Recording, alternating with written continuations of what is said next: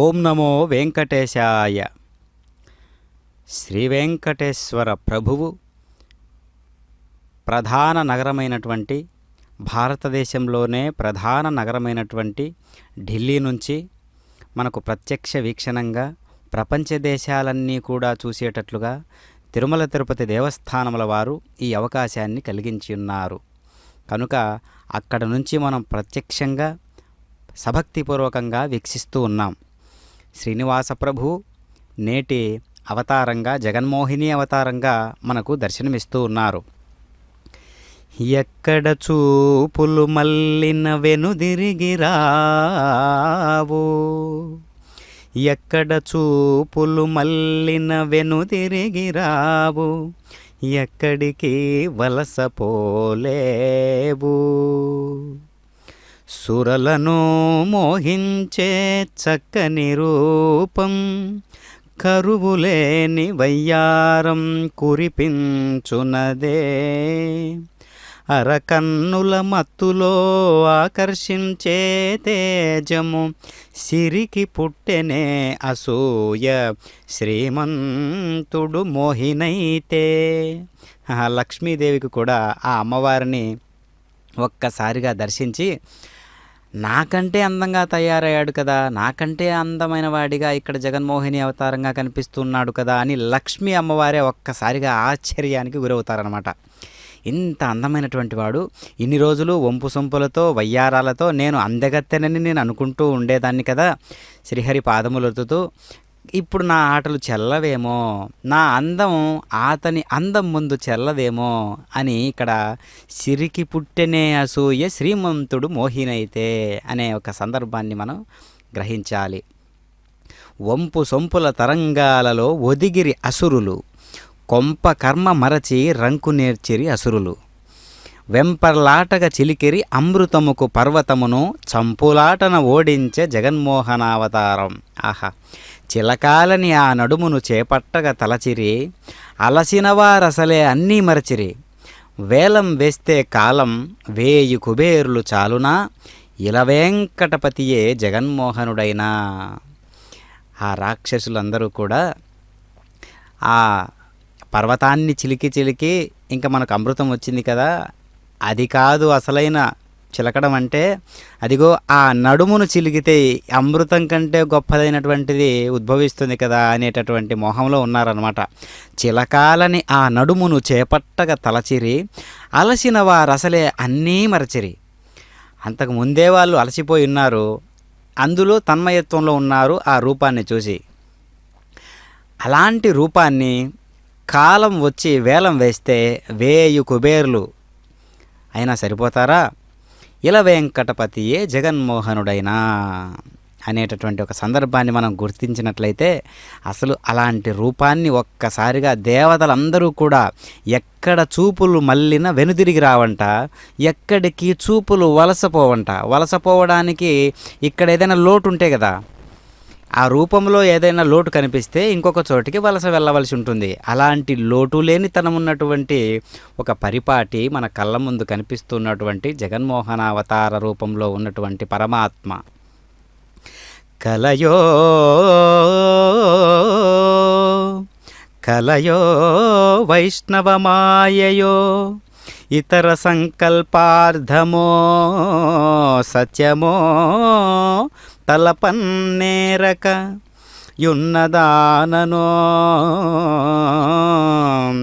యశోదాదేవి గానో పరస్థలమో.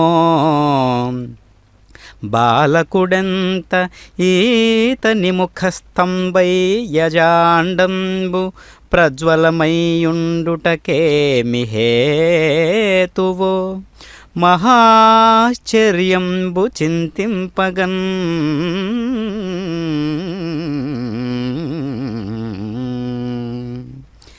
ఆ విశ్వరూపాన్ని చూచి యశోద తన సంభ్రమాశ్చర్యాలను వ్యక్తం చేసింది.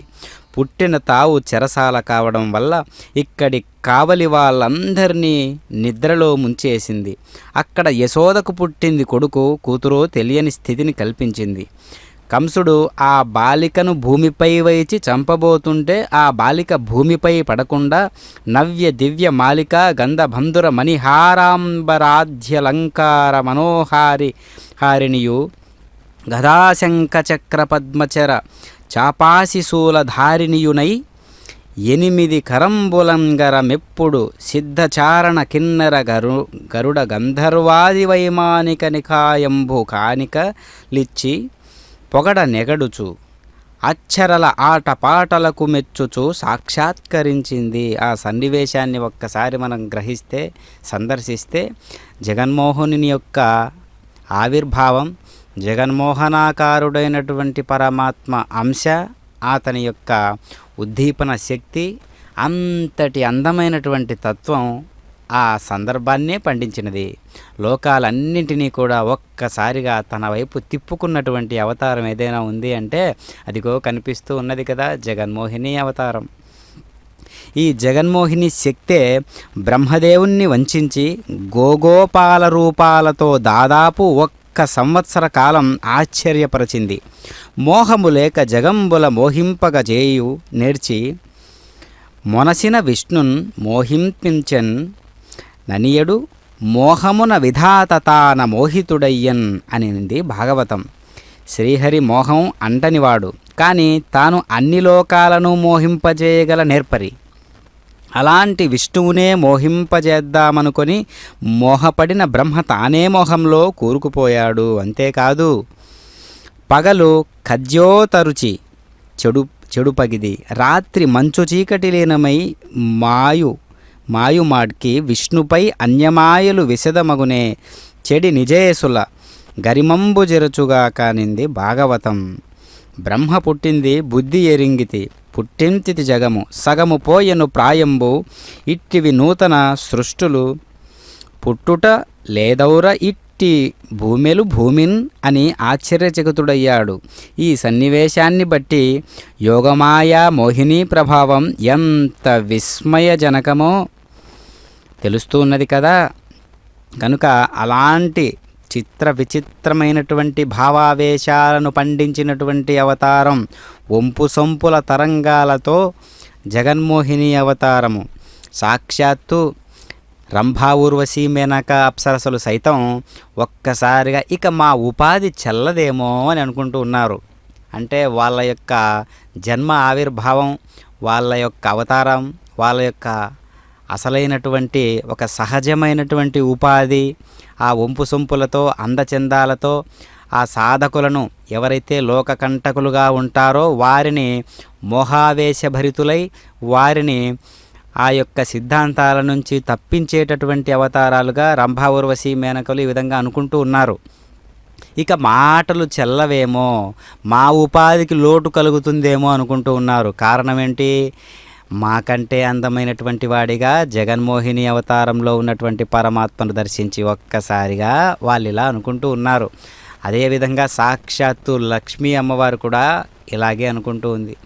నేను ఇన్ని రోజులు ఆటపాటలతో అందచందాలతో స్వామివారిని నా యొక్క విధి విధానాలతో సౌందర్యంతో అనుకుంటూ ఉంటుంది కదా అని. జగన్మోహనాకారుడు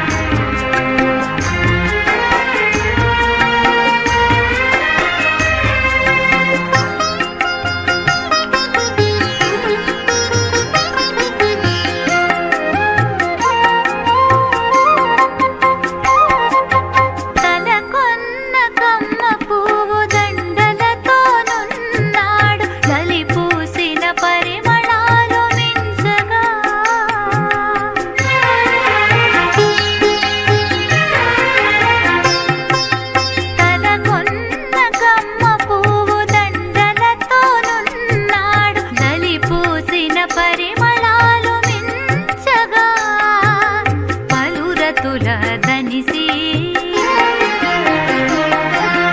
బాగుగ దేవుళ్ళు తాను పలురతుల దనిసి బాగుగ దేవుళ్ళు తాను విలసిల్లినిదిగో శ్రీ వెంకటేశుడు విలసిల్లినిదిగో శ్రీ వెంకటేశుడు.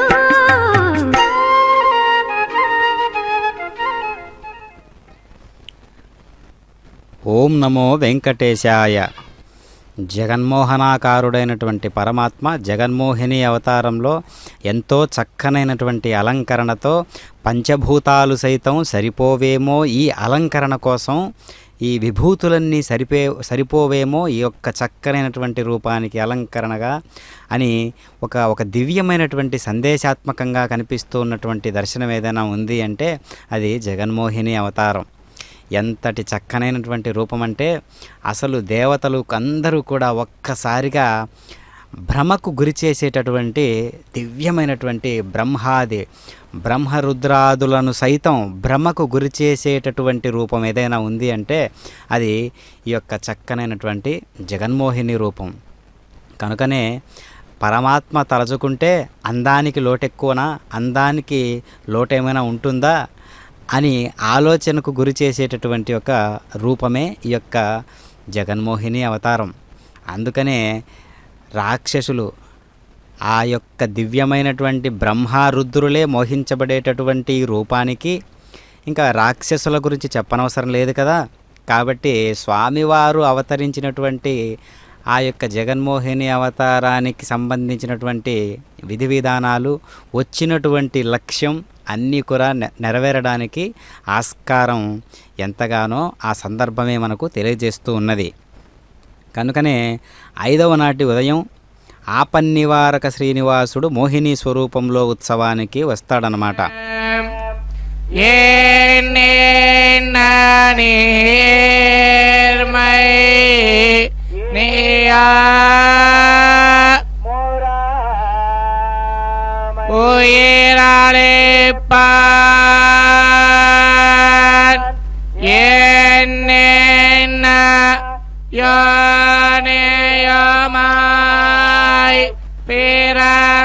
பிறந்தாய் ஏமாயார்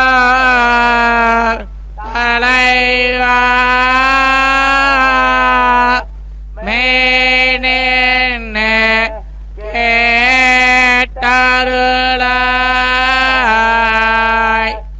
அடைய செய்யம்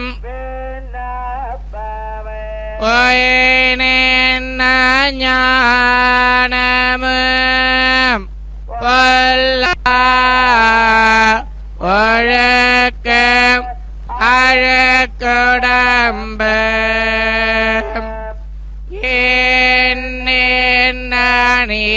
நேர்மை நீயா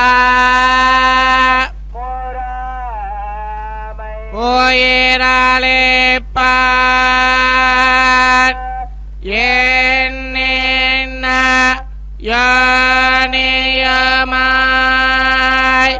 பிறந்தாய் இமாயோர் தலைவா மேனென்ன கேட்டருளாய்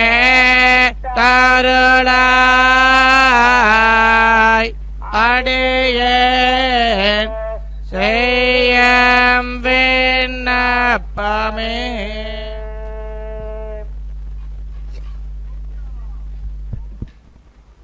ఓం నమో వెంకటేశాయ. న్యూఢిల్లీ నుంచి స్వామివారి యొక్క బ్రహ్మోత్సవాలలో భాగంగా జగన్మోహిని రూపాన్ని ధరించినటువంటి పరమాత్మ మనందరికీ దర్శనమిస్తూ ఉన్నాడు, మనందరినీ కూడా అనుగ్రహించడానికి. నిజానికి ఈ చరాచరాత్మక ప్రకృతి సర్వము కూడా స్త్రీ రూపమే. భగవంతుడొక్కడే పురుషుడు, అందుకే భగవంతుణ్ణి లోకనాథుడు అంటారన్నమాట. ప్రకృతి అందరినీ కూడా మోహింపజేస్తూ మోహిని అయి బయలుదేరి వెళ్తే ఈ మోహజాలం నుండి బయటపడి మోహాతీతమైనటువంటి సత్య శివ సుందరాత్మకమైన స్థితికి ఎవరు చేరతారు అనే ప్రశ్న ఉదయిస్తుంది. ఈ ప్రశ్నకు సమాధానమే ఈ మోహినీ స్వామి ప్రక్కన దంతపు పల్లకిలో చేతవెన్న ముద్ద చెంగల్వ పూదండ బంగారు మొలత్రాడు పట్టుదట్టితో బాలకృష్ణ పరబ్రహ్మ వస్తూ ఉన్నాడు. ఆ బాలకృష్ణ స్వామి ఆ బాల గోపాలకృష్ణ స్వామియే. అనోరణీయాన్ మహతో మహీయాన్, పరమాణువు మహాపదార్థము రెండూ ఆయనే. కనుక ఓరచూపులు చూస్తూ అప్పుడే చిలికి తీసిన వెన్నముద్ద చేతిలో ఉంచుకొని, ఇదో మీ అందరికీ పెద్దగా కనిపిస్తున్న ఈ విగ్రహం నా మాయాశక్తి యోగమాయయే. నేను దేవకీ గర్భము నుండి అవతరించినప్పుడే నా ఆజ్ఞానుసారం ఈ పరాశక్తి యోగమాయాదేవి ప్రకృతి స్వరూపిణి యశోదాదేవి గర్భం నుండి అవతరించి నా అవతార ప్రయోజనానికి కార్యనిర్వహణకు మార్గం సుగమం చేస్తూ దుర్గా, భద్రకాళి, విజయ, వైష్ణవి, కుముద, చండిక, కృష్ణ, మాధవి, కన్యక, మాయ, నారాయణి, ఈశాన, శారద, అంబిక అనే 14 పేర్లతో తత్తద్రూపాలతో ఆయా దివ్య క్షేత్రాల్లో ఆరాధించబడుతూ ఉంది. కనుక ఈమె నారాయణి, నారాయణుని దివ్యమైనటువంటి సోదరి అనేటటువంటి అర్థం ఉంటుందన్నమాట నారాయణి అనే శబ్దానికి. నా సోదరి, ఈమె నా కొరకే నా తోడ్పాటుతో నా ఆజ్ఞ మేరకు నాతో పాటే అవతరించి ఉన్నది. ఓం నమో వెంకటేశాయ. చతురుడవు పురుషోత్తముడవు జగన్మోహనాకార. చతురుడవు పురుషోత్తముడవు వెగటు నా సోదంబు ఇది నీ వేలితో. వెగటు నా సోదంబు ఇది నీ వేలితో, నా వెలితో జగన్మోహనాకార. చతురుడవు పురుషోత్తముడవు వెగటు నా సోదంబు ఇది నీ వేలితో, నా వెలితో జగన్మోహనాకార.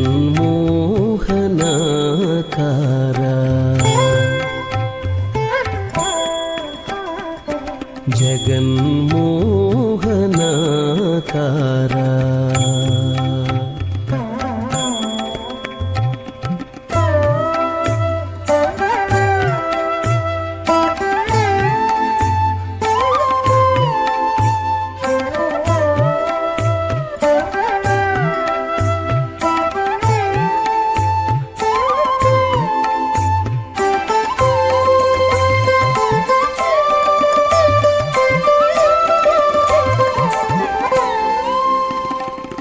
ఎన్ని మారులు సేవించిన కన్నులు తనియవు, విన్న నీ కథామృతమున వీనులు తనియవు.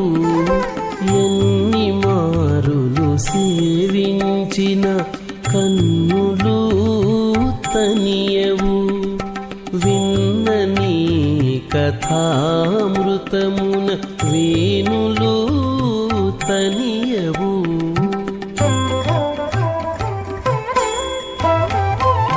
సన్నిధిని మిమ్మును తీయించి సరుసజువయు తనియదు. సన్నిధిని మిమ్మును తీయించి సరుసజువయు తనియదు. విన్న కన్నది కాదు ఇది నా వేలితో, విన్న కన్నది కాదు ఇది నా వేలితో, నీ వెలితో జగన్మోహనాకార. చతురుడవు పురుషోత్తముడవు జగన్మోహనాకార.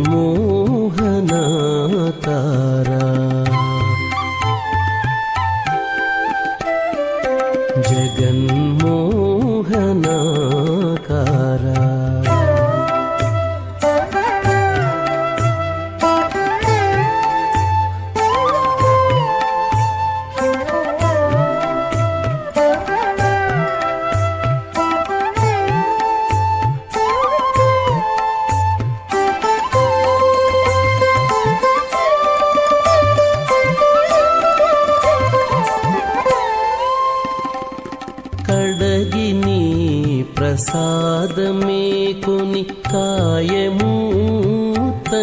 తనియదు బడి ప్రదక్షిణములు చేసి పాదములు ఇవి తనియవు కడగిని ప్రసాదమే కొని కాయము తనియదు బడి ప్రదక్షిణములు చేసి పాదములు ఇవి తనియవు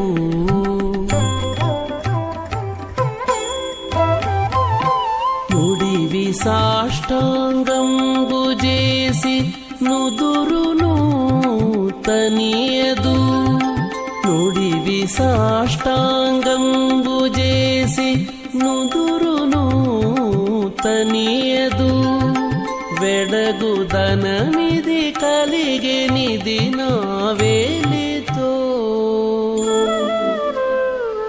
వెడగుదనమిది కలిగెనిది నా వేలితో నీ వెలితో జగన్మోహనాకార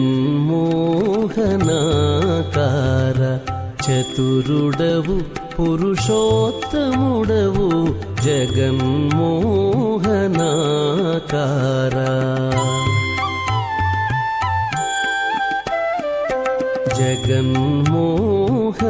జగన్మోహనాకార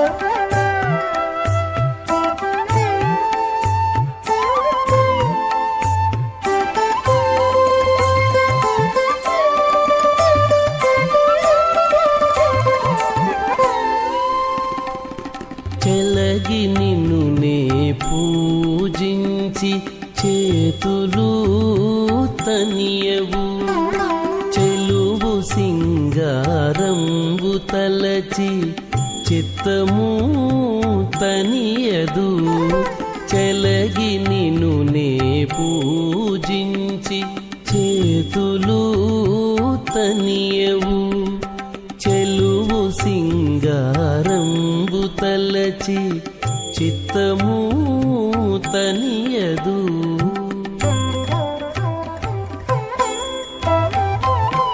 అలరి శ్రీ వెంకటగిరీశ్వర ఆత్మనను మోహింపజేసితి అలరి శ్రీ వెంకటగిరీశ్వర ఆత్మనను మోహింపజేసితి వెలయ నిన్నియుదేరెమును నీ వేలితో వెలయ నిన్నియుదేరెమును నీ వేలితో నా వెలితో జగన్మోహనాకార చతురుడవు పురుషోత్తముడవు వెగటు నా ఓం నమో వెంకటేశాయ. బ్రహ్మ పుట్టితి బుద్ధి ఎరింగితి పుట్టించితి జగము సగము పోయెను ప్రాయంబు ఇట్టివి నూతన సృష్టులు పుట్టుటలేదౌరా ఇట్టి భూమెలు భూమిన్ అని ఆశ్చర్యచకితుడయ్యాడు. ఈ సన్నివేశాన్ని బట్టి యోగమాయా మోహిని ప్రభావం ఎంత విస్మయజనకమో తెలుస్తూ ఉన్నది. చివరకు బ్రహ్మ